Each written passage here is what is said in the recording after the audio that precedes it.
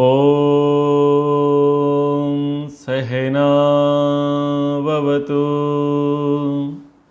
सहनौ भुनक्तु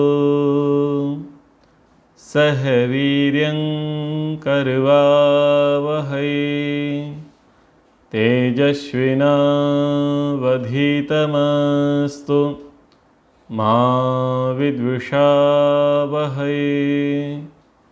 ओम शांति शांति शांति। महाभारत उपदेश प्रसंग में सभा पर्व के अंतर्गत राजसूय यज्ञ के प्रसंग को हम देख रहे हैं, जिसमें शिशुपाल के द्वारा श्री कृष्णचंद्र जी की अग्र पूजा यानी अर्घ्य है प्रमुख मानने का जो प्रसंग चला, प्रकरण चला, उसका जिसने विरोध किया है। शिशुपाल विरोध के पक्ष में कुछ हेतु प्रस्तुत करता है और उन हेतुओं के लिए कुछ उदाहरण देता है। उसके विपक्ष में जाकर के पितामह भीष्म अपनी बातें रखते हैं और श्री कृष्णचंद्र जी किस प्रकार से अग्र पूजा के योग्य हैं उस संदर्भ में अपने हेतु प्रस्तुत करते हैं। इस प्रकार से ये चर्चाएं चलती हैं। आगे जाकर के माद्रीपुत्र सहदेव कहते हैं कि मैं समस्त राजाओं के सिर पर पैर रखता हूँ और मैं कृष्ण पूजा करने के लिए उद्यत हूँ, जिसकी रोकने की इच्छा होवे वो रोक लेवे। तो इस प्रकार से जब सहदेव कार्य करता है तो अन्य राजा लोग कुपित हो जाते हैं और शिशुपाल सबका सेनापति बन जाता है। अब यहाँ से आगे शिशुपाल वध के प्रसंग को हम कहेंगे, परंतु आज के प्रसंग में कुछ और बातें भी समझने योग्य हैं। पितामह भीष्म जब ये कहते हैं कि यहाँ पर ऐसा कोई भी राजा आचार्य ऋत्विज नहीं है जिसके जीवन को हमने परखा ना हो, जिसकी हमने परीक्षा ना की हो, सबकी परीक्षा करके ही हमने ये देखा गया कि सब में श्रेष्ठ कौन है, तो हमने श्री कृष्णचंद्र जी के जीवन की भी परीक्षा की। महाभारत में यह एक ऐसा स्थल है सभा पर्व के अंतर्गत जिसमें श्री कृष्णचंद्र जी के तब से लेकर के अब तक का एक वृतांत पितामह भीष्म युधिष्ठिर को सुनाते हैं और सभा में उपस्थित सब लोगों को बताते हैं कि कृष्ण क्या थे। इस प्रसंग में दो बातें महत्वपूर्ण हैं। पहली बात है राधा और दूसरी बात है कि कंस को कब मारा गया। यहाँ पर जो 1,00,000 श्लोक का महाभारत है, जो गीता प्रेस से प्रकाशित होता है गोरखपुर से, उसमें श्री कृष्णचंद्र जी के अवतारों की चर्चा तो है ही, साथ में उन्होंने अगासुर, वकासुर, वृत्तासुर और नरकासुर और अनेक प्रकार के असुरों का वध किया, उसकी चर्चाएँ आती हैं। पूतना के वध की चर्चा आती है, कंस के वध तक की चर्चा आती है और विवाह की चर्चा आती है कि इन्होंने कैसे कैसे कितनों से विवाह किए, सब चर्चाएं आती हैं।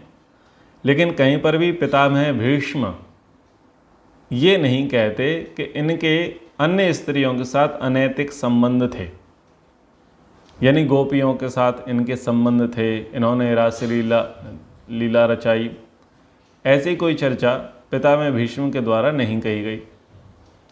दूसरी बात यह है कि जिस विषय को सर्वाधिक वर्तमान में तूल दिया जाता है, राधा के प्रसंग को, उस राधा के प्रसंग पर भी उन्होंने कुछ नहीं कहा।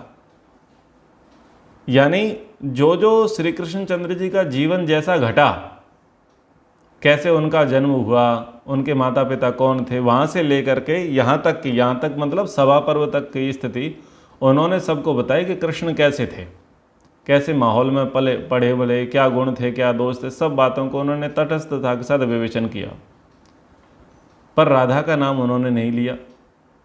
यही एक ऐसा स्थल था जहाँ पर राधा का नाम आ सकता था। और ये मैं चर्चा कर रहा हूँ 1,00,000 श्लोक वाले महाभारत की। उस महाभारत में राधा है ही नहीं, ये महत्वपूर्ण बात है। दूसरी महत्वपूर्ण बात यह है कि कंस को कब मारा गया। जो भागवतकार आदि हैं वो कुछ 12-13 वर्ष की अवस्था में कंस के वध की बात लिखते हैं या मानते हैं, और कंस के वध के पश्चात 64 दिन के लिए सांदीपनी गुरुकुल में जाने की बात कहते हैं, और उन 64 दिनों में वो सब वेद शास्त्रों को पढ़ चुके थे, ऐसी बात कहते हैं। परंतु जब महाभारत के प्रसंग को हम देखते हैं तो पितामह भीष्म पहले ये बताते हैं कि कैसे कैसे क्रमशः इन्होंने वध किए हैं।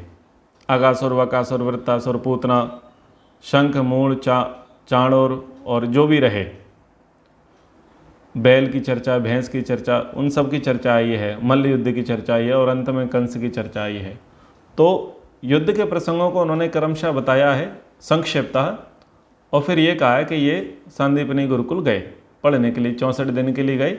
पहले वेद वेदांग पढ़ा, फिर उसके बाद भी वे पढ़ने के लिए गए, तो उन्होंने धनुर्वेद और अन्य शास्त्रों को पढ़ा, यानी 2 बार पढ़ने की बात उन्होंने कही है। लेकिन जब वो कृष्ण कंस के वध का विस्तार से चर्चा करते हैं तब वो बताते हैं, यानी वहाँ इस प्रकार से चर्चा आई है कि ये विधिवत पहले पढ़ने गए हैं अवंती में।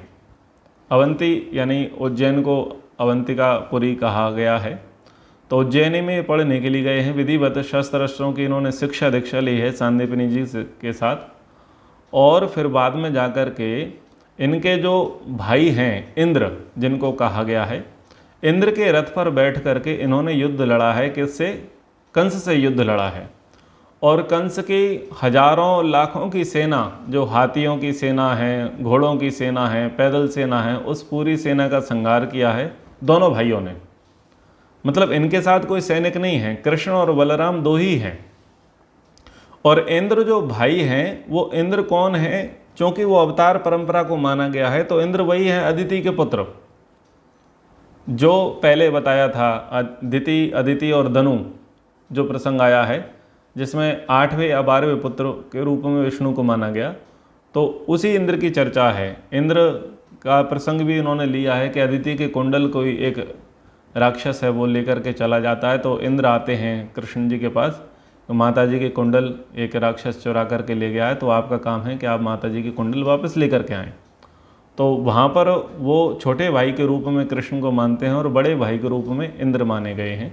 तो इंद्र का ही रथ लेकर के कंस से युद्ध करने के लिए कृष्णचंद्र जी जाते हैं, और वहाँ पर सत्ता परिवर्तन होता है। उग्रसेन को पुनः राजा बनाया जाता है, और उसके पश्चात वो अपने मथुरा के सज्जनों से मिलने के पश्चात वो द्वारिका चले जाते हैं।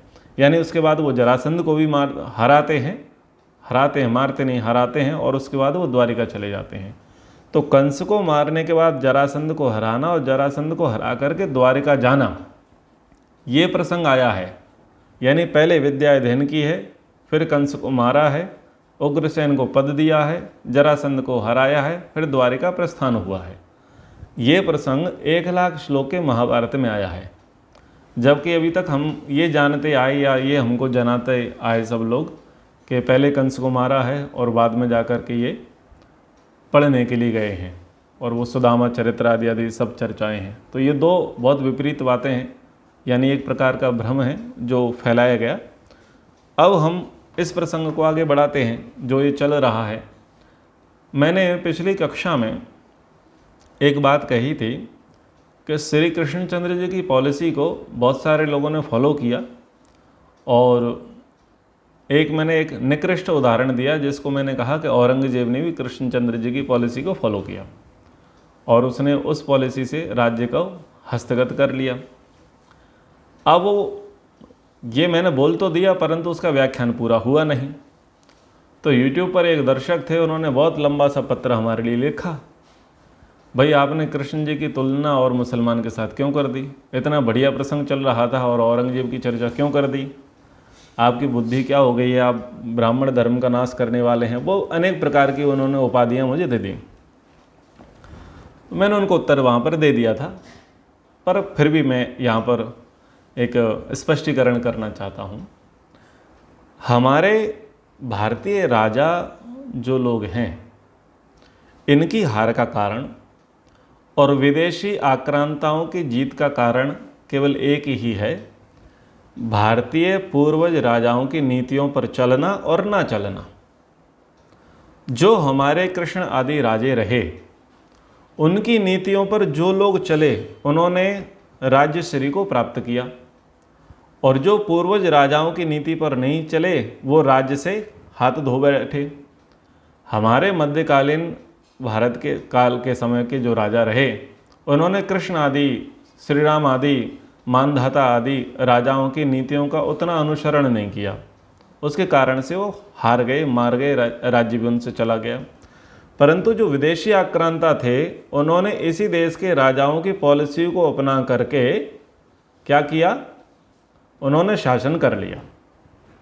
औरंगजेब का जो प्रसंग मैंने बताया, वो औरंगजेब का प्रसंग वो शिशुपाल वध के प्रसंग से मिलता जुलता है। वो अभी आप सुन लेंगे। चलिए मैं प्रसंग अनुसार बता देता हूँ।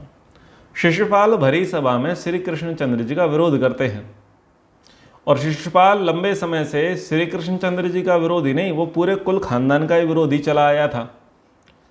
श्री कृष्णचंद्र जी चाहते थे कि भाई एक अनुकूल अवसर मिले, पर शिशुपाल ने ऐसा माहौल बना लिया कि बहुत सारे राजाओं को अपने पक्ष में ले लिया। अब श्री कृष्णचंद्र जी चाहते थे कि ऐसा ना हो कि मैं दूसरी जगह पर हूँ, बहुत बड़ा गृह युद्ध छिड़ जाए। इसलिए जिन राजाओं को इसने अपने पक्ष में ले लिया है, या जितने राजे मौके की तलाश में हैं, उन सब के सामने मैं शिशुपाल को झूठा सिद्ध कर दूं, यानी इसकी कलई खोल दूं, इसका भेद खोल दूं।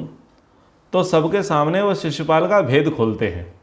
जब शिशुपाल को एक्सपोज किया जाता है तो बहुत सारे राजा जो तटस्थ थे या उसके साथ खड़े थे, शिशुपाल के साथ कृष्ण आदि को मारने के लिए, वो शिशुपाल की निंदा करने लग जाते हैं और शिशुपाल से थोड़े पीछे हट जाते हैं। जब ये देखते हैं कि शिशुपाल से लोग पीछे हट गए हैं और समर्थन मुझे मिल गया है, तो तुरंत वो सुदर्शन चक्र निकालते हैं और शिशुपाल का वध कर देते हैं। ये पॉलिसी जो है, इस पॉलिसी को अपनाया था औरंगजेब ने। औरंगजेब शासन करना चाहता था, लेकिन उसका जो भाई था, भाई अच्छा था, धार्मिक था, लिबरल था, उतना कट्टर नहीं था, बहुत समझदार व्यक्ति था। उपनिषदों पर उसकी बहुत अच्छी आस्था थी। उस भाई का नाम था दाराशिको।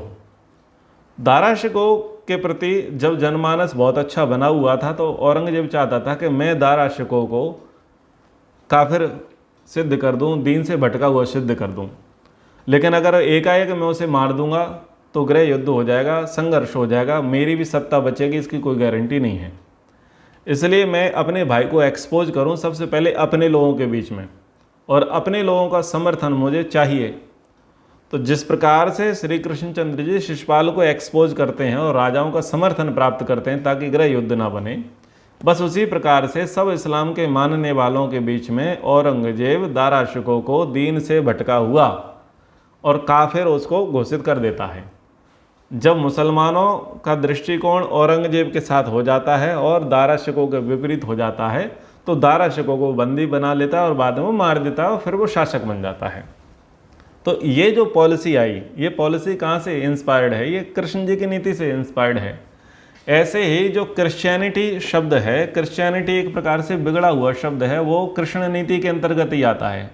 यानी उन्होंने जिस पॉलिसी से बहुत सारे देशों पर आक्रमण किए, राज्य किए, वो पॉलिसी कृष्ण जी की ही थी। लेकिन हुआ क्या था, कृष्ण जी ने किसी भी देश पर आक्रमण करने के बाद उस पर शासन नहीं किया, जबकि योग्य व्यक्ति को ही वहाँ का राजा बना करके वो चले आए। अंग्रेज़ों ने भी कुछ कुछ ऐसा किया। अंग्रेज जब भारत आए तो उन्होंने क्या किया, बहुत सारे राजाओं को हराया, और हरा करके राज्य नहीं किया। उन्होंने क्या किया कि तुम हमें टैक्स देना। झांसी को उन्होंने जीता, बिठूर को उन्होंने जीता, बहुत सारे जनपदों को, छावनियों को उन्होंने जीता।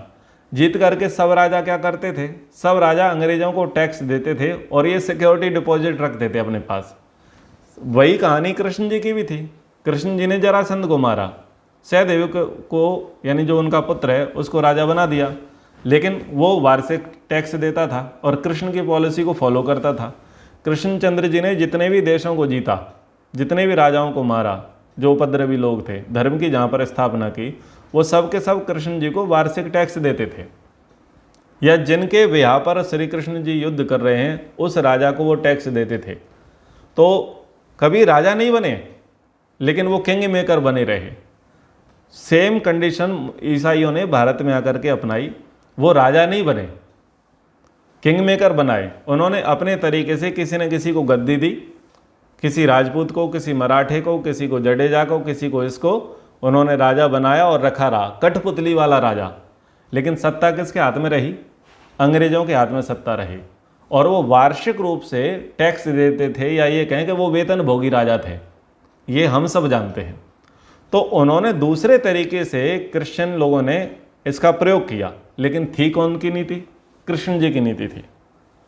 तो ये कहना चाह रहा हूँ कि हमारे भारतीय राजाओं ने हमारे पूर्वज राजाओं की नीति का उस प्रकार से प्रयोग नहीं किया जिस प्रकार से करना चाहिए था, लेकिन हमारे ही पूर्वज राजाओं की नीतियों का प्रयोग विदेशी लोग, आक्रांताओं ने, आतंकियों, जिहादियों ने किया और अपना उल्लू सीधा करके चले गए। मेरे कहने का इतना तात्पर्य था, इस तात्पर्य को अन्यथा किसी को नहीं लेना चाहिए कि आप ठीक पढ़ो, अगर आपको संगति नहीं जमती है तो बताओ। ये सब श्री कृष्ण जी की नीतियों की ही संगति है। तो अब हम इस प्रसंग को आगे बढ़ाते हैं। शिशुपाल क्या करता है कि बहुत सारे लोगों से कहता है, राजाओं को अपने साथ मिला लेता है कि देखो मेरे कहले का अपमान नहीं हुआ है, अपमान तो तुम सबका हुआ है, और अगर तुम आगे नेता नहीं बनते तो नेता मैं बनता हूँ, मैं तुम्हारा सबका सेनापति हूँ, और चलो हम कृष्ण के साथ इन पांडवों का भी संहार कर देंगे। उपद्रव वो मचाने लग गया। तो बहुत सारे राजा जो है शिशुपाल को सेनापति जान करके उत्साह में भरने लग गए, और उत्साह में भर करके वो सब युद्ध के लिए तैयार हो गए। और कई राजाओं ने संदेशा भेज दिया, सेनाएं तैयार हो गई। जब इस प्रकार से उन्होंने देखा कि भाई हम तो राजस्व यज्ञ करने के लिए जा रहे थे, इसका राज्याभिषेक करने जा रहे थे, युधिष्ठिर का कृष्ण जी की अग्र पूजा करने जा रहे थे, और ये कार्य तो विफल होता हुआ जान पड़ रहा है। युधिष्ठिर चिंता के साथ पितामह भीष्म के पास पहुँचे। बोले पिताजी, यज्ञ में तो विघ्न आ चुका है, और ये विघ्न कैसे समाप्त हो, कुछ ऐसा उपाय बताओ। देखिए, कोई भी बड़ा कार्य करते हैं तो कुछ न कुछ लोग उपद्रवी होते हैं, वो उपद्रव फैलाते ही हैं। ऐसे में ठंडे दिमाग से विचार करना चाहिए और वृद्ध पुरुषों की जो है सहायता लेनी चाहिए, उनकी शिक्षा लेनी चाहिए। वृद्ध पुरुषों की शिक्षा से क्या होगा, आपको उसका निदान मिल जाएगा, उसका एक तोड़ मिल जाएगा। तो ऐसे पितामह भीष्म के पास गए। पितामह भीष्म ने कहा कि ये सब कुत्ते हैं, जितने सारे भौंक रहे हैं, शोर मचा रहे हैं, ये सब कुत्ते हैं, और कुत्ते तब तक ये शोर मचाते हैं जब तक शेर सो रहा हो।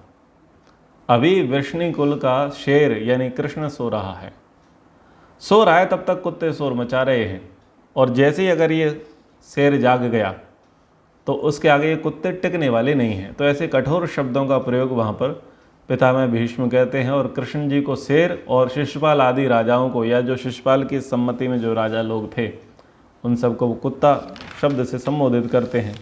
तो जब इस प्रकार से वो कहते हैं तो राजाओं का ईगो हर्ट और हो जाता है। बोले बड़ऊ है, एक तो अपमान कर रहा है, दूसरा बुला करके हमको कुत्ता बोल रहा है।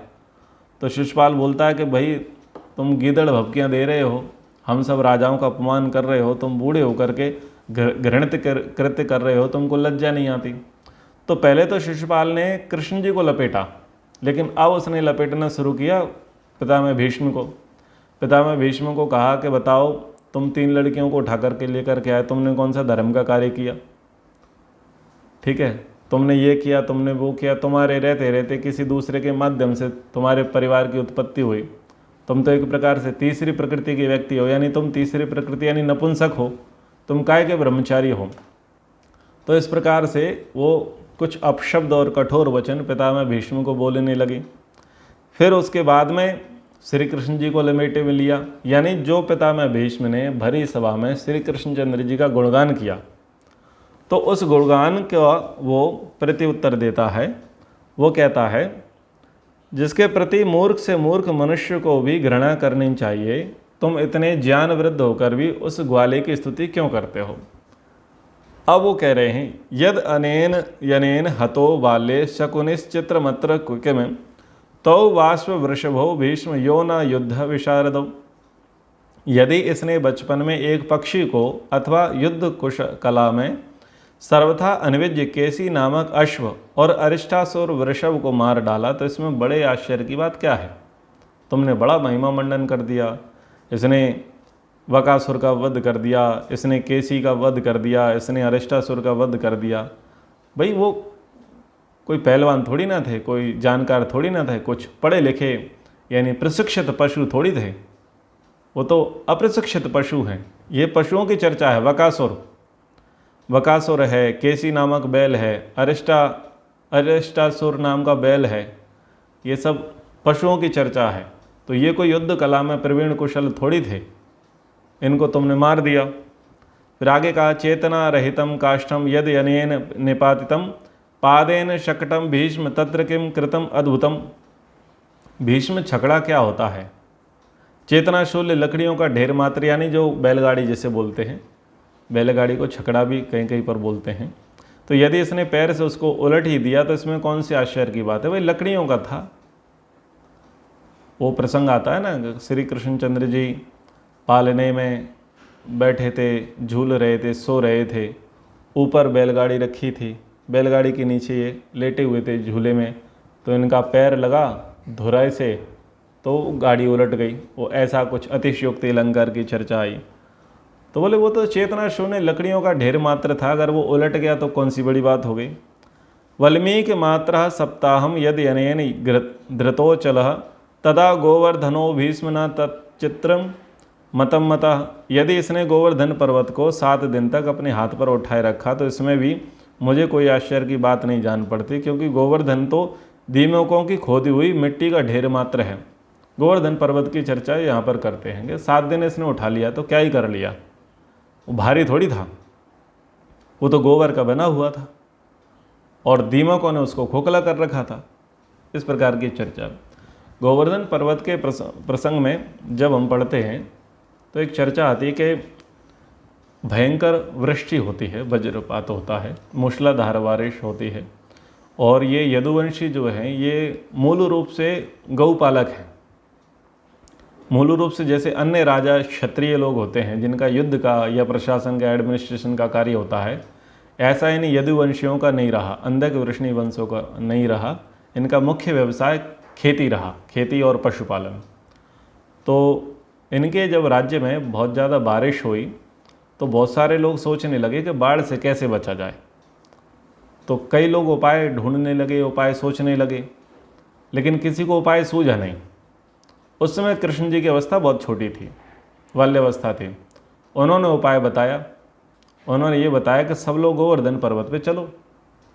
अब चूंकि वो उस समय खेलते कूदते थे तो उनको इसका पता था कि ये टीला है, ऊंचा है, तो उस समस्या का निदान उन्होंने चुटकी बजाते हुए कर लिया। जैसे हम कहते हैं ना कि इस प्रॉब्लम को तो हम चुटकी बजाते हुए सॉल्व कर लेंगे, ये काम तो मेरे बाएं हाथ का है। तो बड़े बड़े लोगों की बुद्धि जब नहीं चली तो एक छोटे से बालक ने कह दिया कि भाई गोवर्धन पर्वत पे चढ़ो, क्योंकि वो हाइट पर है, ऊंचाई पर है। तो फिर श्री कृष्णचंद्र जी की सम्मति से सबने कहा कि बच्चे का विचार है पर बहुत अच्छा है। तो सब लोग गोवर्धन पर्वत पर चढ़ गए। तो बारिश का या बाढ़ का जो पानी था वो पूरे उस क्षेत्र में भरा और बाद में जा कर के निकल गया। तो कब तक वो लोग रहे? 7 दिन तक वो लोग उस गोवर्धन पर्वत पर रहे। उसके बाद में वो बाढ़ का पानी निकल गया, चला गया, फिर वो सब लोग गोवर्धन पर्वत से नीचे उतर करके आ गए। एक इतिहास तो ये बताता है। दूसरा इतिहास ये बताया जाता है कि गौ संवर्धन, कि गायों की अभिवृद्धि किस प्रकार से हो, तो उसके लिए जो गोवर्धन पर्वत है उस पर गौचर भूमि पर्याप्त थी, वहाँ पर अच्छी व्यवस्था थी, और गायों की समृद्धि कैसी हो तो उस कार्य को किया गया, इसलिए वहाँ गोवर्धन पर्वत उठाने की बात आई। तीसरी जगह कुछ इस प्रकार की चर्चाएं आती हैं कि गौ संवर्धन यज्ञ किया गया, और जो इसको गोवर्धन पर्वत वर्तमान में कहते हैं, वहाँ पर बहुत बड़े यज्ञ का आयोजन किया गया, जिस यज्ञ का ध्येय था कि गौओं का संवर्धन किस प्रकार से हो, क्योंकि गौओं के संवर्धन से, गौओं की उन्नति से हमारे पूरे राज्य का विकास होगा। क्योंकि हमारा जो मुख्य बिजनेस है, मुख्य व्यवसाय है, या जो हमारी समृद्धि का आधार है वो गाय है। तो वो कैसे होगा, किस प्रकार से होगा, तो उसकी युक्तियाँ सुझाने वाले कृष्णचंद्र जी थे कि हम गायों को कैसे आगे मोटिवेट कर सकते हैं, यानी गायों के बिजनेस को हम कैसे आगे बढ़ा सकते हैं, कैसे समृद्धि को प्राप्त कर सकते हैं। तो ये 3 प्रकार की ऊहा तर्क विद्वानों के द्वारा दी गए हैं, कहीं कहीं पर इस प्रकार के लेख मिलते हैं। तो इनमें से जो समझना है समझ लें। बाकी ये अतिशयोक्ति अलंकार है कि कोई बालक छोटी उंगली पर पर्वत को उठा करके रखे 7 दिन तक, वो अतिशयोक्ति अलंकार है। इसका तात्पर्य यही है कि ये मेरे बाएं हाथ का खेल है। तो यहाँ पर मुहावरे का प्रयोग है, तो मुहावरे के प्रयोग को लोगों ने यथार्थ प्रयोग मान लिया। अब आगे आक्षेपों में कहता है, यस्य चा अनेन धर्मज्ञा भोक्तम अन्नम बलीयशः चा अनेन हता कंसा इति एतत् अन्न महाद्भुतम। जिस महाबली कंस का अन्न खाकर यह पला था, उसी को इसने मार डाला, यह भी इसके लिए कोई बड़े अद्भुत की बात है क्या? मतलब जो अन्नदान करने वाला होता है ऐसे व्यक्ति को तो नहीं मारना चाहिए, और ये तो कंस के दास का पुत्र था और इसने अपने ही जो स्वामी को मार डाला, तो ये किसने कौन सा अच्छा काम किया? तुम धर्म को बिल्कुल नहीं जानते। मैं तुमसे धर्म की जो बात कहता हूँ वह तुमने संत महात्माओं के मुख से भी नहीं सुनी होगी। स्त्रीषु गोषु न शस्त्राणि पातेद ब्राह्मणेषु च यस्य चानानि भुंजीत यत्र च स्यात् प्रतिश्रयः। स्त्री पर, गौ पर और ब्राह्मणों पर तथा जिसका अन्न खाया हो अथवा जिसके यहाँ अपने को आश्रय मिला हो, इन पर कभी हथियार नहीं चलाना चाहिए। तो इन्होंने कहा कि इन्होंने तो स्त्री को भी मारा, इन्होंने गऊ को भी मारा और इन्होंने अपने अन्नदाता को भी मारा, और तुम इसको बड़ा पुण्य की बात समझते हो। स्त्री को मारने का मतलब, बोले इसने पूतना नाम की महिला को मारा, पूतना का वध हुआ, तो पूतना कौन थी? स्त्री। फिर गऊ हत्यारे श्री कृष्णचंद्र जी को कहा गया, क्योंकि केशी नामक जो बैल था, तो बैल कौन है? वो गौवंश का है, इसलिए गऊ हत्यारा कह दिया। और अन्नदाता का हत्यारा, बोले दास का पुत्र था। एक प्रकार से जो कंस है, कंस की बहन थी देवकी। देवकी का विवाह जो हुआ था वो वसुदेव से हुआ। वसुदेव जो है, उन्होंने ऐसा मान लिया कि ये उन्हीं के शासन के अंतर्गत उनके एक श्रमिक, उनके कर्मचारी, उनके मंत्री, यानी उनके अधीनस्थ रहने वाले एक व्यक्ति मात्र थे। बाद में जब उनको लगा कि ये जो वसुदेव है जिससे मैंने अपनी बहन का विवाह कर दिया, ये भविष्य में विद्रोह कर सकता है, तो उन्होंने वसुदेव को बंदी बना लिया। तो बंदी बना लिया नहीं, दास बना लिया। तो शिशुपाल का कहना था दास पुत्र है, और उसी के अन्न पर इसके माता पिता पले, ये भी पला बड़ा, तो इसने तो अपने अन्नदाता को ही मार दिया, तो इसने कोई बड़ा काम किया है। तो इस प्रकार से उसने प्रस्तुतिकरण किया। जैसे मैंने आपको पहले ही कहा था कि कुछ बातें सही हैं पर उनका प्रस्तुतिकरण गलत है। माना बैल का वध हुआ, माना स्त्री का वध हुआ, माना कि मामा कंस मारा गया, सारी चीज़ें हैं, पर इसका प्रस्तुतिकरण कैसा था? गलत था। तो प्रयास करना चाहिए कि अगर कोई व्यक्ति है और वो अच्छे सम्मान को कहीं पर प्राप्त कर रहा है, उसको रिस्पेक्ट मिल रही है, उसको कुछ पुरस्कार मिल रहा है, बड़े लोग उसे अच्छा मान रहे हैं, तो किसी एक व्यक्ति को ईर्ष्यावश जाकर के सार्वजनिक रूप से उसकी निंदा नहीं करनी चाहिए। ये शिशुपाल वध के प्रसंग से शिक्षा मिलती है।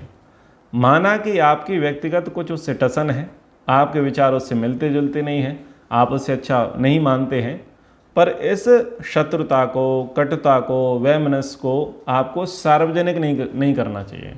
अगर आप सार्वजनिक करोगे तो उसका परिणाम जो है अच्छे नहीं होंगे, बुरे ही परिणाम होंगे। पर लोग दुराग्रह के कारण से क्या करते हैं, अपने शत्रुता, कटुता, द्वेष आदि के कारण वे एक व्यक्ति को जो है सार्वजनिक रूप से क्या करते हैं, ललकारते हैं, उसको प्रताड़ित करने का प्रयास करते हैं, उसकी बेइज्जती करने का प्रयास करते हैं। तो इससे होता क्या है? इससे होता ये है कि संघर्ष बढ़ता है, लोग दो खेमों में बढ़ जाते हैं, और फिर बुरे लोग जो हैं वो एक्सपोज हो जाते हैं। जिनकी बुराइयां अभी तक दबी हुई थीं, जिनकी बुराइयों से लोग परिचित नहीं थे, फिर लोग उनकी बुराइयों से परिचित होने लग जाते हैं, और फिर जितने लोगों का समर्थन मिलना होता है वो समर्थन भी उसका चला जाता है। शिशुपाल ने जो गलतियां की कि सार्वजनिक मंच पर किसी विद्वान की, किसी अच्छे व्यक्ति की इंसल्ट करने की, वो गलतियां आज तक होती चली आ रही हैं। जब कोई व्यक्ति बड़ा आयोजन करता है तो जिसकी कम प्रसिद्धि होती है वो बड़े आयोजन करने वाले पर आक्षेप करता है। 200 कुंडी यज्ञ क्यों किया? बहुकुंडी यज्ञ क्यों किया? ऐसा कार्यक्रम क्यों किया? वैसा कार्यक्रम क्यों किया, इसने तो ये गलत किया, इसने तो वो गलत किया। तो हम ये देखते हैं कि जिनकी कम प्रसिद्धि है या जिनको कम लोग जानने मानने वाले होते हैं, वो लोग राग द्वेष के कारण किसी बड़े व्यक्ति को टारगेट करते हैं, और बड़े व्यक्ति को टारगेट करके वो ये सिद्ध करना चाहते हैं कि ये वास्तव में बड़ा नहीं है, तुमने बड़ा मान लिया है, या ये दंभी व्यक्ति अपने आप को बड़ा मानता है, परंतु अगर देखा जाए तुलना में तो हम उनसे अधिक बड़े हैं। तो इस प्रकार से व्यक्ति क्या करता है, दोषारोपण करता है। और आप समझ रहे होंगे ऐसे दोषारोपण करने वाले व्यक्तियों को होता क्या है कि जिसकी थोड़ी सी प्रसिद्धि अच्छी हो जाती है तो उसकी प्रसिद्धि कुछ लोगों को, जो निकटवर्ती लोग होते हैं, उनको चुभती है, पचती नहीं है। तो कोई राजस्थान में बैठा हुआ गुजरात वालों की निंदा करता है, तो कोई बंगाल में बैठा हुआ गुजरात वालों की निंदा करता है, तो कोई कहीं बैठा हुआ कहीं की निंदा करता है, तो कोई दिल्ली वालों की निंदा करता है। ये सब क्या है, ये राग द्वेष है। व्यक्ति स्वयं जब विशेष कुछ कर नहीं पाता और कोई दूसरा व्यक्ति बहुत अच्छा लगातार कार्य कर रहा है, तो फिर उसकी अच्छाइयों से पचती नहीं है और वो क्या करता है, दोषारोपण करना शुरू कर देता है। अच्छा, परिणाम क्या निकलता है? परिणाम शिशुपाल वाला ही होता है, यानी ये मारे जाते हैं। मारे जाने का तात्पर्य यह है कि ब्राह्मण का तो अपमान पर्याप्त है, तो बाद में जब ये इस प्रकार का विरोध करते हैं, अपने आप को श्रेष्ठ और दूसरे की जिसकी पहले से कीर्ति है उसको अश्रेष्ठ सिद्ध करने का प्रयास करते हैं, तो ये लोग समाज में अलग थलग पड़ जाते हैं और फिर इनको अपने अस्तित्व को बचाने के लिए लड़ाई लड़नी पड़ती है। और फिर इनकी ऐसी ऐसी कुंडलियाँ निकलती हैं जिन कुंडलियों को ये कभी देखना नहीं चाहते। तो ऐसे कार्यों से बचना चाहिए। अगर आपको लगता है कि सामने वाला अयोग्य है तो तुम अपनी योग्यता सिद्ध करो बिना उस पर आरोप प्रत्यारोप करें। अगर तुमको लगता है कि ये गलत है तो तुम पहले स्वयं को पूरा सही करके बताओ। मैं कई लोगों से यही कहता हूँ कि दूसरे पर आरोप प्रत्यारोप करने से होगा क्या? तुम अपनी तो योग्यता, अपनी तो काबिलियत सिद्ध करो। अरे, दूसरे की रस्सी को छोटा करने से तुम्हारी रस्सी बड़ी नहीं हो जाएगी। तुमको दूसरे की रस्सी को नहीं काटना है, तुमको अपनी रस्सी बढ़ाना है, अपना काम करो। तो हमारे आर्य क्षेत्र में, आर्य विचारधारा में या भारत की विचारधारा, सनातन की विचारधारा में जो लोग बढ़िया कार्य कर रहे हैं, निर्दोष तो कोई नहीं है। जितने उन्होंने धरती पर जन्म लिया है सबके अंदर दोष हैं, सबके अंदर कमियां हैं, कोई दूध का धुला नहीं है। पर अगर तुमको लगता है कि भाई इसमें कमी है तो तुम उससे शिक्षा लो कि ये कमी तुम्हारे भीतर ना हो। और अगर तुम्हें लगता है कि उसके अंदर अच्छाइयाँ हैं तो उन अच्छाइयों को धारण करो और अपनी पहले की अच्छाइयों को में गुणात्मक परिवर्तन करो, उनको और बढ़ाओ और एक अच्छा एग्जाम्पल सेट करके दो ना। तब तो मानेंगे कि तुम वास्तव में समाज के हितैषी हो, सनातन के हितैषी हो, आर्य विचारधारा के हितैषी हो। अब खुद ने कुछ करना नहीं है और वहीं से धमकियाँ देना है, तो ये चीज़ें ठीक नहीं हैं। तो ये व्यवहार बहुत सारे लोगों का है और ये व्यवहार कैसा है, वो शिशुपाल के जैसा ही व्यवहार है। तो इससे बचना चाहिए। आगे शिशुपाल कहता है, ज्ञान वृद्धम च भूयासम केशवम मम अजानता व्याख्यासी संस्तुवन कौरवाधम। तो मेरे समक्ष इस कृष्ण की स्तुति करते हुए इसे ज्ञान वृद्ध और वयोवृद्ध बता रहे हो, मानो मैं तो इसके विषय में कुछ जानता ही नहीं हूँ। यदि तुम्हारे कहने से इस गौ घाती, स्त्री घाती कृष्ण की पूजा हो रही है तो तुम्हारी धर्मज्ञता की सीमा समाप्त हो गई है। अब तुम ही कहो, इन दोनों प्रकार की हत्याओं का अपराधी स्तुति का अधिकारी कैसे हो सकता है? यानी वो हत्या का आरोपी सिद्ध कर देते हैं, गौ हत्यारा और स्त्री हत्यारा। कौन सिद्ध करता है, कौन आरोप लगाता है? शिशुपाल लगाता है कृष्ण जी पर। तो ये सारी बातें यहाँ पर होती हैं। जब व्यक्ति एक आरोप प्रत्यारोप करता है तो उसके पक्ष में जाकर के कोई दूसरा व्यक्ति होता है जिसकी बुद्धि कम चलती, जिसके हाथ पांव ज़्यादा चलते हैं, वो पहले कूदता है। तो शिशुपाल की ऐसी बातों को सुन करके भीम को रहा नहीं गया और भीम ने सोचा कि चलो भाई, अब इसका मुंह बंद कराने का एक ही तरीका है, इसका जबड़ा तोड़ दो। तो जैसे ही भीम निकले तो पितामह भीष्म ने पकड़ लिया बोले भाई तू रुक जा, तेरा काम नहीं है, अभी टारगेट तो सामने वाले व्यक्ति पर चल रहा है और अब सामने वाले को तैयार हो जाने दो। शिशुपाल नहीं बोल रहा है, शिशुपाल की बुद्धि हो गई खराब और अब शिशुपाल का मृत्यु का समय आ गया बीच में, इसलिए तू बीच में मत आ, क्योंकि अब जिस पर सीधा टारगेट किया जा रहा है उसी को मुख्य लाइन में लेकर के आओ। पितामह भीष्म कहते हैं कि देखो भाई, मैं तो कृष्ण को आदर्श मानता हूँ और हम तो उसकी पूजा करेंगे, सब कुछ मानेंगे, और तुमको क्या करना है मेरा तुम कर लो। तुम मुझे में आग लगाना चाहते हो या मेरे टुकड़े टुकड़े करना चाहते हो कर लो, मेरा पैर तो तुम सबके सिर पे धरा हुआ है, आ जाओ लड़ लो मेरे से। और इस प्रकार से कह करके वो पीछे हट जाते हैं और बोलते हैं भाई शिशुपाल तू इनसे निपट ले। अब क्या हुआ, जब कृष्ण जी ने देखा कि बहुत सारे राजा लोग युद्ध के लिए तैयार हो चुके हैं, सेनाएं तैयार हो चुकी हैं, मामला बिगड़ चुका है, अब वो आए तो अच्छा करने पांडवों का, एक बढ़िया प्रसंग चल रहा है, स्वयं की पूजा भी चल रही है और बना बनाया काम न बिगड़े। अब देखो कितनी बुद्धि चाहिए, आप सोच के देखो, एक बहुत अच्छा आयोजन हो रहा हो और जिसमें लाखों की संख्या में लोग पधारे हों, देश विदेश से लोग आए हों, गणमान्य नागरिक आए हों, और ऐसे में बीच में एक उपद्रव की स्थिति पैदा हो जाए। बड़ी मुश्किल से तो राजस्व यज्ञ की स्थिति आई, एक मुहूर्त बनाए, और छोटी सी मूर्खता से क्या होगा, वो तुरंत कार्य शिथिल हो जाएगा, तितर बितर हो जाएगा, बिखर जाएगा। तो कृष्णचंद्र जी ने क्या किया, फेस टू फेस बात की और शिशुपाल के विषय में उन्होंने बताना आरंभ किया कि ये शिशुपाल मुझ पर जो आरोप प्रत्यारोप लगा रहा है वो कितने सही हैं वो तुम समझ लो। मैं कैसा हूँ तो मेरे बारे में बहुत सारे लोग आप सब जानते हैं, और जो कुछ नहीं जानते होंगे वो पितामह भीष्म ने बता दिया। और पितामह भीष्म जो है सत्यवादी हैं, झूठा व्यवहार करते नहीं हैं, तो इन्होंने अपनी साक्षी दे दी है।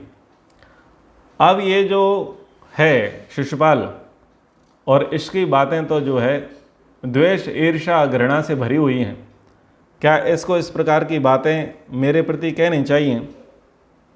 अब ये जो कह रहा है ये इतना नहीं कह रहा है, ये तो बहुत पहले से कहता आया है, उसको तुम सुनो। कहते हैं कि यदुकुल की कन्या का पुत्र होकर भी यह शिशुपाल हम लोगों के साथ अत्यंत शत्रुता रखता है, यानी इसकी माँ भी यादवी है, इसके हम मामा के बेटे हैं, लेकिन फिर भी हमसे शत्रुता रखता है। वो बताते हैं कि जब हम प्राग ज्योतिषपुर में गए थे और जब इसको पता चली तो इसने क्या किया, हमारी द्वारका में आग लगवा दी। जब पिताजी अश्वमेध यज्ञ करने की दीक्षा ले चुके थे और अश्व लेकर के उन्होंने छोड़ा, तो इसी शिशुपाल ने क्या किया, वो घोड़ा चुरा लिया, हमारा अश्वमेध यज्ञ इसने विफल कर दिया। और इसने अन्य भी कुछ गलत कार्य किए, कई स्त्रियों के प्रति इसने गलत व्यवहार किए, एक दो स्त्रियों का इसने अपहरण भी किया, और कैसा रूप धर के, उनके पतियों का रूप धर के इसने अपहरण किया। तो वो चर्चाएं भी वहाँ पर कहते हैं, बोले मैं अपने बुआ को दिए वचन के कारण इसको सहन कर रहा हूँ, क्योंकि बड़ी मिन्नतों से, बड़ी प्रार्थना से बुआ को प्राप्त हुआ था, पर मुझे नहीं लगता कि अब ये सहन करने योग्य है। अब आप बताओ कि क्या मुझे इसे सहन करना चाहिए या छोड़ देना चाहिए? और ये जो है रुक्मणी को लेकर के भी इसने विवाद खड़ा किया था। तो जब रुक्मणी की बात इन्होंने कही कृष्ण जी ने, तो ये कहते हैं शिशुपाल, अच्छा तुमने बड़ी वीरता का काम किया कि जो मनोनीत पत्नी थी उसको तुम लेकर के चले गए। अरे वागदत्ता, वागदान तो हो गया था हमारे साथ और तुम उसको लेकर के चले गए, तुमने रुक्मणी का आखिर नाम कैसे ले लिया? तो ऐसे और थोड़े से झगड़े के प्रसंग बढ़े। कृष्ण जी ने युक्ति तर्क प्रमाणों के साथ शिशुपाल के दोषों को, आरंभ से लेकर अंतिम तक के दोषों को वहाँ पर प्रस्तुत किया। और जब सब राजाओं ने शिशुपाल की निंदा की कृष्ण जी के तर्कों को और प्रमाणों को सुन करके, तब देखा कि शिशुपाल अकेला हो गया है और राजा लोग अब युद्ध के लिए जितने उत्साह में पहले भरे थे, उनका उत्साह जो है शिशुपाल की कलई खुलने के बाद उनका ठंडा पड़ गया। फिर कृष्णचंद्र जी ने सुदर्शन चक्र निकाला और शिशुपाल का वध कर दिया। शिशुपाल का वध हुआ, चूँकि था तो भाई, तो उसका वहाँ पर अंत्येष्टि संस्कार विधिवत कराया गया। शिशुपाल के जो पुत्र थे उनका राज्याभिषेक भी कर दिया, भाई तुम आगे से इस कार्य को करना, अपने राज्य को देखना पिता के पीछे। तो इस प्रकार से शिशुपाल वध का ये प्रसंग पूरा होता है और आगे जा कर के फिर ये राजस्वी यज्ञ होता है और उसके बाद राजसभा को देखने के लिए ये सब पांडव, कौरव लोग और बहुत सारे अतिथि लोग आते हैं, जहाँ पर आप ये सुनते हैं कि अंधों के अंधे होते हैं। ये भी एक प्रकार से विलप है, झूठ है कोरा। द्रौपदी जी वहाँ पर नहीं थी। धृतराष्ट्र पुत्र द्वार इधर है, इस बात को कहा गया था भीम के द्वारा। भीम और दुर्योधन का 36 का आंकड़ा था और कठोर वचन जो दोनों भाई प्राय एक दूसरे के लिए बोला करते थे। तो वहाँ द्रौपदी नहीं है जो दुर्योधन पर हंसी हों। ये भी एक प्रकार से एक मिलावट का प्रसंग है, वास्तविक प्रसंग नहीं है। तो ये कुछ शिशुपाल वध की चर्चाएं आपके सामने रखी। आशा करता हूँ कि आप इससे लाभ लेंगे, बहुत सारी चीज़ें सीखने को आपको मिली होंगी। आगे फिर इन प्रसंगों को देखेंगे और जो युधिष्ठिर को जुआरी कहा जाता है, या जुआ खेलना कितना ठीक है कितना गलत है, जुए के क्या परिणाम हैं, जुए के क्या प्रभाव हैं, जुए से क्या हानियां होती हैं, उन सब को हम समझने का प्रयास अगली श्रृंखला में समझेंगे। अभी के लिए विराम। एक बार ओम का